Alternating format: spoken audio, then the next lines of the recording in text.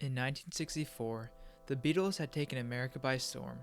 MLK had just received the Nobel Peace Prize, and Muhammad Ali had been crowned the heavyweight champion of the world.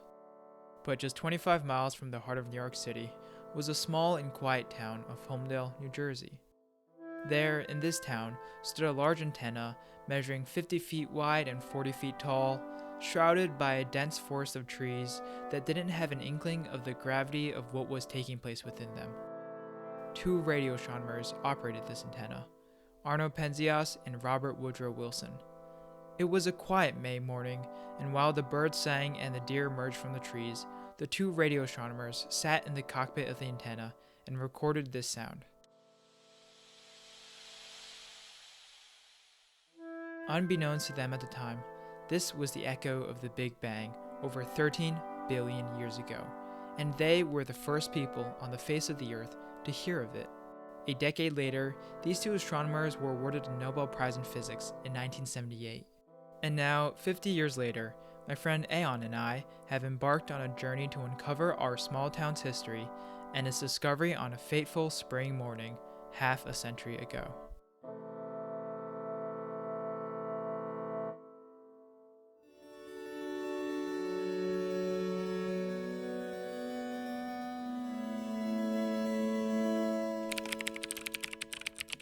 Let's see what YouTube has to offer. Vegan fish and chips. NBA dunk contest. The sound of the Big Bang. Oh, wasn't that discovered in Holmdel? Let's check that out. Dude, what are you listening to? Turn it off back there. Turn what off? That sound, it sounds like my alarm clock.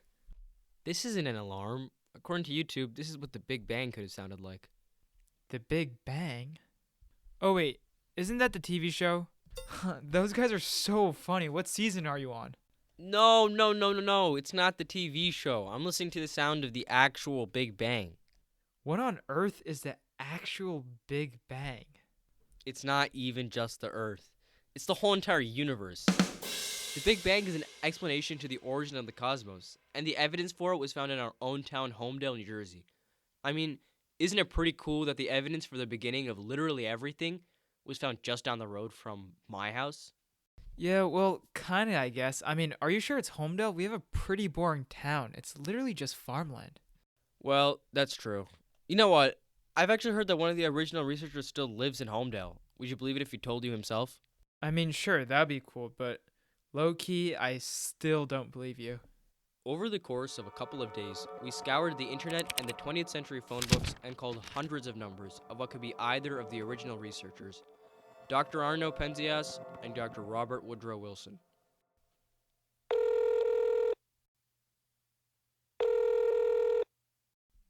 The number you have dialed is not in service. Please check the number and dial. After calling dozens of disconnected phone numbers, we began losing hope and talking with either researcher. Until one day, Yo, I just realized there's still a working research lab at the site of the discovery. Maybe they could have a way to contact them. it was so long ago, I doubt it. Well, why don't we just go knock on their doors right after school? Can't hurt. That's true. Let's try it. Nokia Bell Labs still operates a research lab on Crawford Hill, tucked into Holmdel Road, the same road I live on, right under the horn antennas where Dr. Wilson and Dr. Penzias made their discovery. November 17th, 2019. Yo, let's go. And so one day, right after school, we walked to the old research lab and knocked on the doors. After a few minutes, a middle-aged researcher opened the door, and we told him that we were trying to get in touch with either researcher who found evidence for the Big Bang. He then gave us Dr. Wilson's email and told us that he actually still lived in Holmdel. We quickly emailed Dr. Wilson in hopes of meeting up with him. And then we waited And waited. and waited. Until... Yo, look at this. What is it? Dr. Wilson just emailed offering to meet up with us.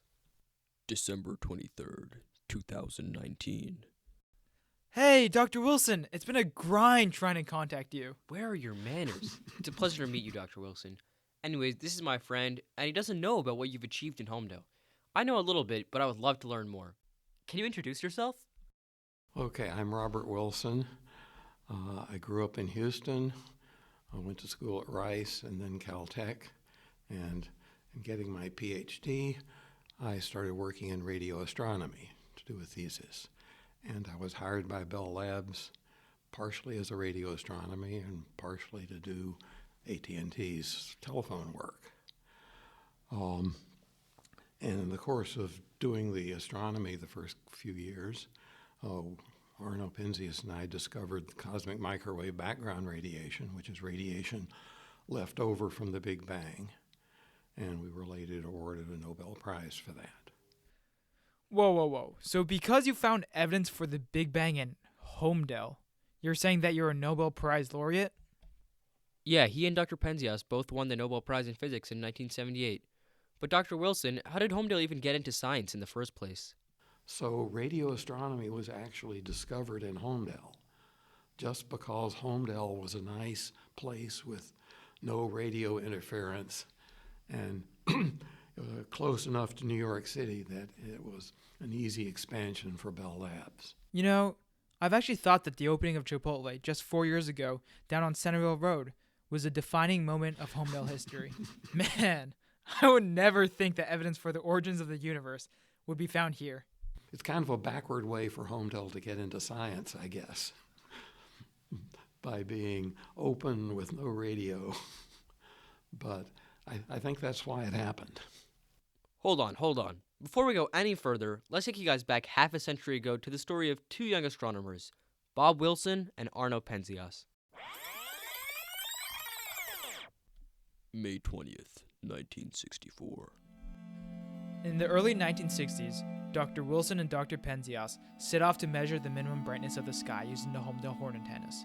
When they did so, the antennas had much more radiation coming in than they expected, and they began to look at different possibilities for what was causing this extra radiation. We're sitting up on top of a hill overlooking New York City. Could it be New York City? Well, we have the perfect instrument. We turned it around and looked at New York City. Nothing there to speak of. They also considered a pair of pigeons that had roosted in the antennas.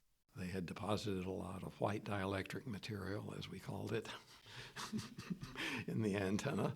We thought it might be a lossy dielectric and therefore add some radiation to the antenna. To get rid of the pigeons, Dr. Wilson and Dr. Penzias trapped them in a cage and mailed them as far as they possibly could. But getting rid of the pigeons and the pigeon poop didn't make much difference. They were both very confused about these results. Arno, however, knew a researcher by the name of Bob Dickey, who had been previously researching for evidence of the Big Bang. And so one day, Arno decided to give Bob Dickey a call. They were having a bag lunch in Dickey's office. Phone rang. Dickey picks up the phone. They hear atmospheric radiation, sky brightness, all the things they're interested in. Dickey puts down the phone at the end and said, "Boys, we've been scooped." And the exact cosmic microwave background radiation that Bob Dickey had been trying to find all along. Two young astronomers by the name of Bob Wilson and Arno Penzias inadvertently found in the unassuming hills of Holmdel, New Jersey, just footsteps away from my high school. Who could have imagined that these two young astronomers would permanently change history in these hills with arguably the most important scientific discovery of all mankind? Yet, just 50 years later, I sit in my classroom looking at those same hills, utterly oblivious. Their discovery provided the world with a new theory about the beginning of the universe. This was big. And in 1978, a decade later, Dr. Robert Woodrow Wilson and Dr. Arno Penzias were awarded the Nobel Prize in Physics, among the likes of Marie Curie and Albert Einstein. Alright, let's bring you guys back now. Man, that was awesome. I would never have guessed that Holmdel had such an amazing background in science. But, Dr. Wilson, when I looked at news today, some people disregard science, and others even say that it's fake. I think that they just don't know what science is. There's a certain element that seems to want to deny science. There's a lack of truth, and I guess if you don't believe in truth, you don't believe in science, which is trying to prove the truth. And there's an element around that doesn't believe those things. If we don't have truth, then I don't know how we can get anything right. What does science accomplish? It is an attempt to get at the truth. If we get enough people together and do things in the right way, we can come out with something which is very close to the truth. Wow. I think there's something really inspiring about a group of people coming together to find some truth in this crazy and confusing universe we live in. But, Dr. Wilson, how do you see science in today's society? We're also, I think, on the verge of destroying our Earth in some ways. And we need to learn to take care of it, not just put all the carbon we want to, burn all the fossil fuel we want to. There's a tendency, though, for people to listen to people who have a certain amount of charisma and make very strong statements. But I think it's more important to listen to something that's producing the truth instead. I agree with you, Dr. Wilson. I think it's so depressing to see so many people denying science. Yet, it's an attempt to get at the truth. Well, I don't really think it's depressing. I think it just serves as hope for our generation to take the opportunity to solve the problems that the world faces. You know, you're right, bro. And I guess this podcast does exactly that. It's an attempt to create awareness about the pressing problems of our society.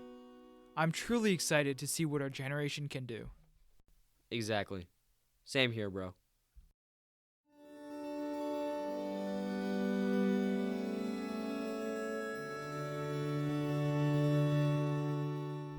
Dear fellow listeners, we wanted to thank you for listening to our podcast.